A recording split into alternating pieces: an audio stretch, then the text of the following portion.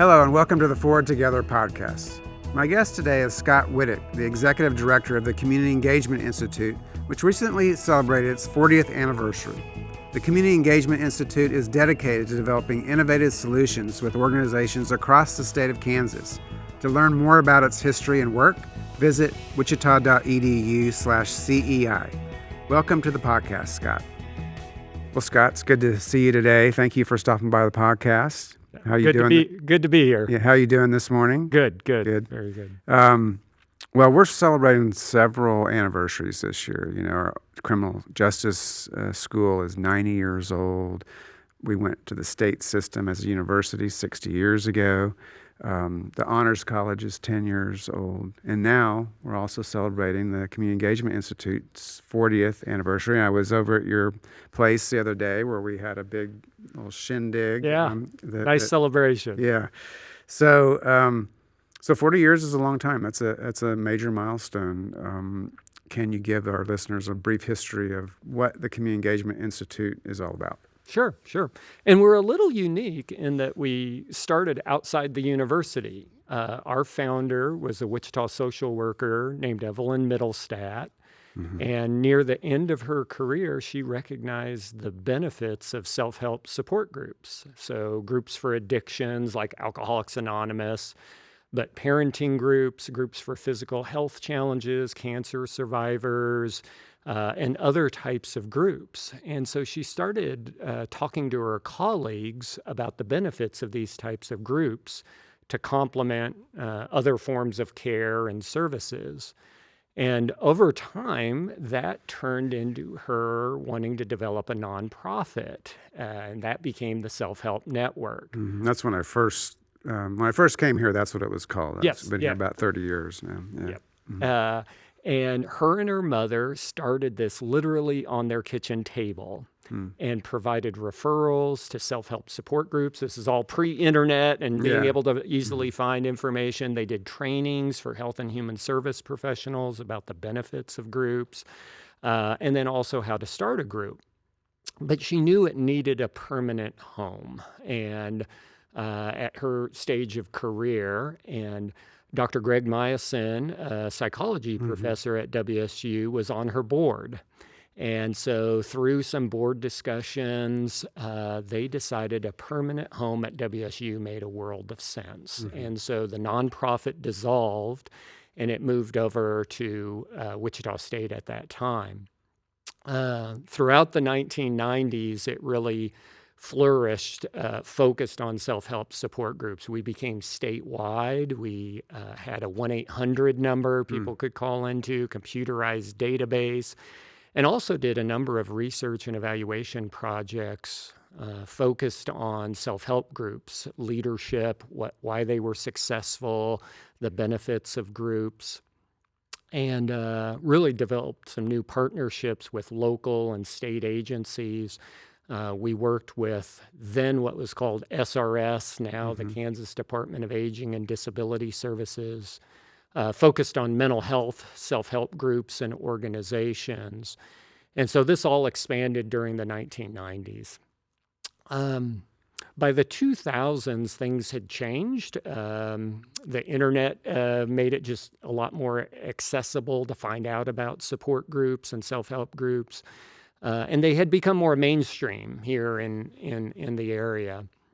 And so through our successful partnerships, community partnerships, we started to expand our services. And so we started doing organizational capacity work for nonprofits.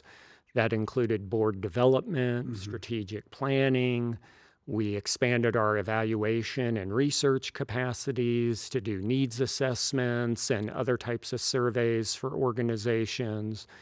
And so in the early 2000s, we changed our name from Self-Help Network to Center for Community Support and Research to really recognize this growth and expansion. We also moved off campus. That was when we originally moved off campus down to 3rd and Main. Yeah, I was wondering when that happened. You were right across from the federal courthouse. Yeah, right across there, and we're there for several, just over a decade, I guess, in that building. By the end of the 2000s, Greg started a phased retirement plan. I had been with the organization since it was the Self-Help Network early in my career, and was named director of CCSR at that time. We continued to expand our services. After 2010, we started work with early childhood programs, health departments, had several new state agency contracts and partnerships. And so by 2014 or so, we really recognized this could no longer be operational under one center. We needed an organizational change. So the administration at that point and I worked together to approach the Kansas Board of Regents and establish the Community Engagement Institute. And that now houses several centers, projects, and initiatives that work together. We have about 65 full-time staff and anywhere between 15 and 20 students and associates, part-time staff across the centers that each work independently, but they also often work together actually to work with our community partners. I didn't realize you had that many employees. Yeah, we're now located at WSU Old Town, and on any given day, though, a lot of those employees are not in our office building, actually. They're out in the community doing the work. So, and that continues to be statewide as we focus on Kansas communities and organizations. Well, you mentioned one of your areas is helping organizations build capacity, helping them planning and planning strategic plans and other kinds of activities. And I know firsthand what that's like because I've used the Community Engagement Institute many times to do that, primarily when I was in the provost office because we had lots of different organizations that needed some of that work, and it's always been really helpful.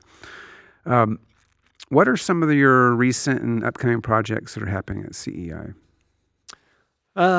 Well, it's always hard to choose just a few because on any year we work with about 75 to 100 different community partners and projects. Some of those are very focused, like a strategic planning. We may come in for a day or lead a board retreat for a nonprofit or an organization or do a health assessment over the course of several months. Others involve multiple partners and last many years, like our Kansas Prevention Collaborative.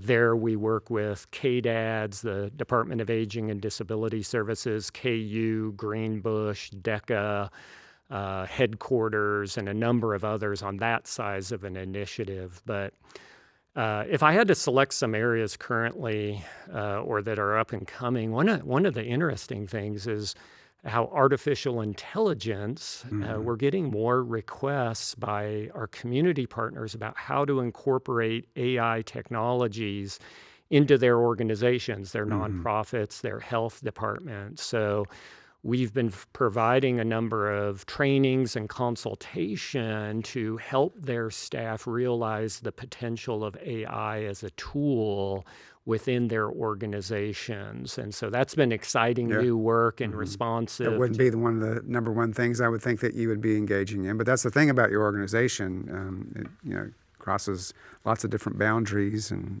issues. And being responsive to where the needs are going. And so similarly, after COVID, we've had a lot of requests, organizations that are just struggling with teamwork and how organizations, their different departments are working together because some of their staff are virtual, some are in person, and the way we work together just has changed. And so we're seeing an emphasis in our training and org development area. We actually started a workshop series called Rising to the Challenge on the heels of COVID. We wanted to provide back to our community partners. And so we put on this workshop series that's free of charge on different organizational capacity issues, teamwork issues that our community partners are wanting to focus on. Another area that I just want to touch upon, you mentioned anniversaries. We're also celebrating another milestone for our AmeriCorps Oh, yeah. and AmeriCorps Vista programs. We serve as an intermediary organization supporting people who want to provide a year of service addressing poverty in their communities. And so we link those individuals with an organization that addresses poverty, and they do a year of service. And so we support those individuals during their year of service and support the organization. And we're celebrating doing that for 10 years here in Kansas now. We've had over 240 AmeriCorps members, many of them WSU students who give that year of service, and have placed them in about 80 different organizations here in South Central Kansas and beyond. So that's exciting, both current and something we hope to continue in the future as well. Yeah, and the listeners don't know this, but I get an email every time Scott and his team gets a grant, a contract, a Vista award, AmeriCorps, and I always like seeing those because I know that is someone who's going to be going out into a community of need or whatever the issue is, and it's an individual person that's going out there, and I like to see that. Yeah. So the name has changed over the years, and so how has that reflected the way Community Engagement Institute engages with the community? Yeah. Certainly our focus has broadened. We still work with self-help support groups, but not exclusively. We work with all different shapes and sizes of nonprofits, health and human service organizations, from people who are just starting a nonprofit and are working through that process, to large state agencies such as KDADS, KDHE, or the Children's Cabinet. And so our scope has expanded. Our services have expanded as well. And so no longer just focused on a clearinghouse of self-help groups, but providing training, consultation, different types of research and evaluation services. We actually do some creative design work now where nonprofits often are seeking some support around their websites or their graphic design, and so they'll reach out to us with that. So quite a bit different in terms of the scope of services and our community partners. I think what's the same, though, is our responsiveness. And you mentioned our responsiveness to artificial intelligence, for example. We meet the community where they are at. What needs do they have? And then try to figure out, is there a way in which we can partner or be helpful through that process? So that's always stayed the same, focusing on the needs of our community partners. And we have a saying that good work leads to more work. And so we know that when we work with our community partners, if we do good work on this project or this partnership, that's going to lead to some additional work down the road for us. Yeah. And I just love how this fits in so closely with our vision and mission of the university and our priorities and the urban serving focus that we have as an institution.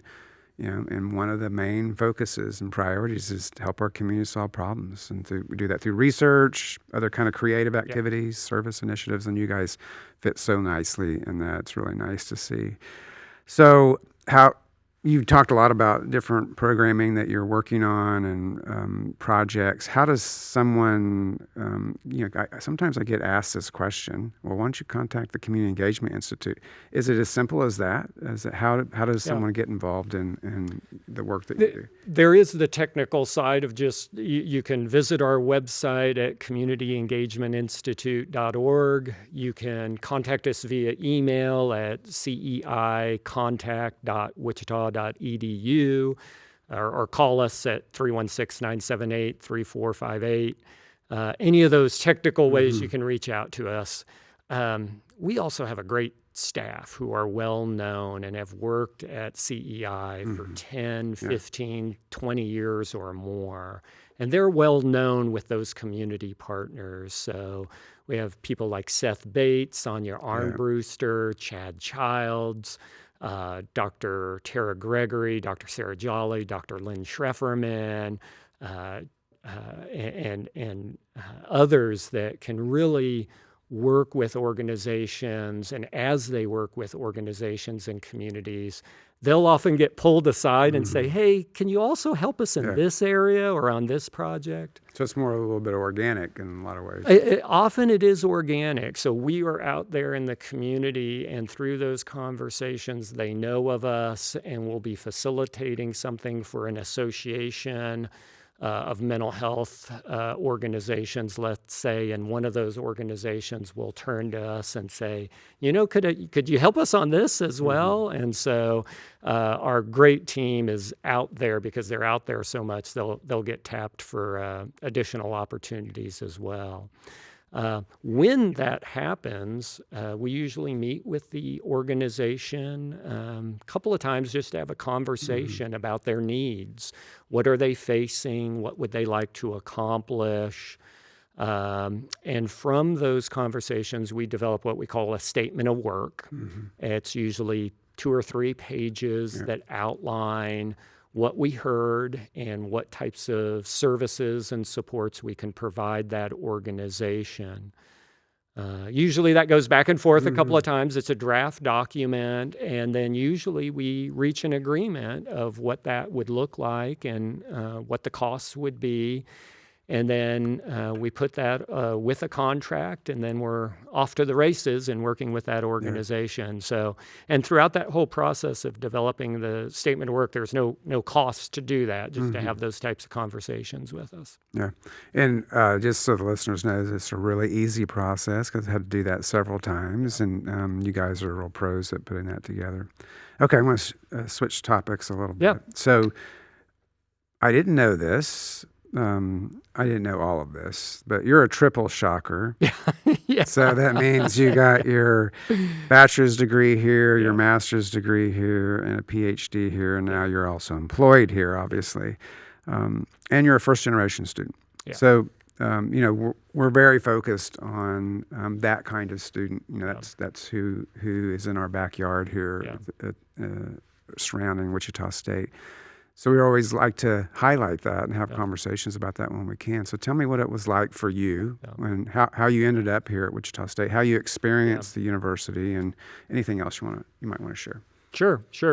Well, it was quite a long time ago, so 30 plus years now, but I came to Wichita State because at that point it was known as the working person's college, and I needed to work as a first generation college student to help support myself through that time. I was originally a business major, wasn't really feeling that, so I think it was my second or third semester. I was taking a social psychology class with Dr. Lou Medvine. He was offering extra credit and said, you can volunteer down the hallway at then the Self-Help Network. And he put me in contact with Greg. I volunteered 2 or 3 hours a week to earn that extra credit. That turned into an internship the following semester where I didn't have to work outside that internship then. That allowed me to focus on really what I wanted to do. And I became a psychology major and just really fell in love with the mission and the purpose of the Self-Help Network. And I got to do interviews with self-help group leaders about why they decided to give back to their community and volunteer in this way. And I was just fascinated by that process of somebody who had gone through a rough period in their life and benefited from the support group and now decided to lead that support group. And so opportunities like that were hard to resist and really hit home for me. So that internship that I had was an applied learning experience. I think before we called them applied learning experiences, but allowed me to focus on what I wanted to do. I looked at other graduate programs after I got my bachelor's in psychology, And I asked myself, this is what I really want to do. Why leave? And I got to continue on a number of different grants and contracts that the Self-Help Network, then CCSR, was working on. And it was just always so engaging, different opportunities, different projects. There was always something new to work on. And that really was exciting to me. And also to be able to give back to Kansas communities, myself as a first-generation Kansas student, I really enjoyed that. So went on and did my master's and my PhD in community psychology, eventually became the research coordinator for CCSR. And then, as I mentioned, as Greg phased into retirement, took on the director and now executive director role. So I like how you said that, Wichita State was a working person's university and you needed to work. And that just kind of resonates with me because that is what we're trying to do with our students is to not just, have a student assistant job, but some meaningful kind of employment where they help launch their career. So I think I never really have heard anybody say it exactly like that. Yeah. but that is very true about the university. So one last question. You've worked on lots of projects. The Community Engagement Institute has worked on lots of different things. And this is probably going to be hard. But is there one project that you thought, man, this is really one that we can really wrap our hands around and be really proud of? It really made a big difference. Not that any of your other programs don't, but can you point? Yeah, boy, it's hard to pick one. And I don't, being able to work with people in community who are wanting to give back and be a positive force in their community or their organization. So regardless of the project, I would say that is what's really my favorite aspect of what we do. Right now, I do more administrative type work, but when we get to have kind of those opportunities, when I get to have those opportunities working closely with a community partner, and they're wanting to make a difference on whatever issue it is, whether that's early childhood, whether that's healthy eating or other types of issues that they want to see progress on. Those are my favorite opportunities. I did have the opportunity to work on that. We had a program several years ago now, maybe a decade ago, I guess, that was called the Compassion Kansas Initiative. It was a federal program where organizations like ours got to provide assistance to small and medium-sized nonprofits. And the feds recognized they were providing grants and contracts to larger nonprofits and health and human service organizations, but they were trying to spur the development of kind of up-and-coming nonprofits. And so over the course of about, I think it was 7 or 8 years that federal program ran, we got to work with dozens of small and medium nonprofits across the state, providing them organizational capacity building. So that happened 10 years ago. Seeing where some of those organizations are at now and the work that they're doing in their communities to make a difference and that we played a small role in it, really brings a lot of excitement and joy to see that type of work being done. So you said you were doing a lot of administrative work. Are you involved in any of these, or are the other people on the team more directly involved in a lot of the projects that you're working on?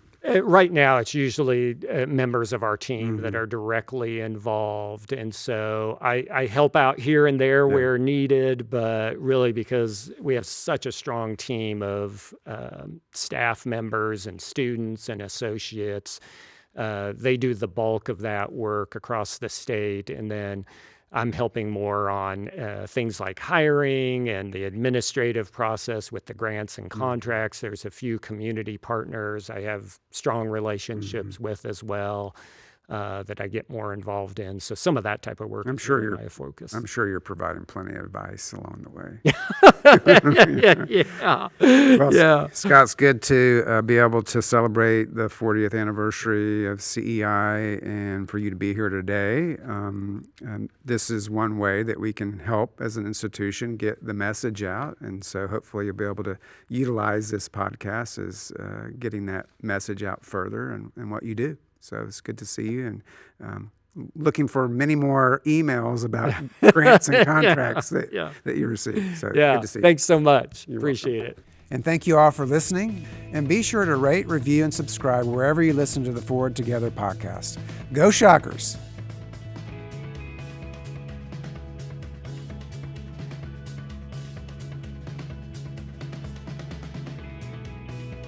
Sponsorship for the Forward Together podcast is provided by Scott Rice Office Works and the Shocker Store.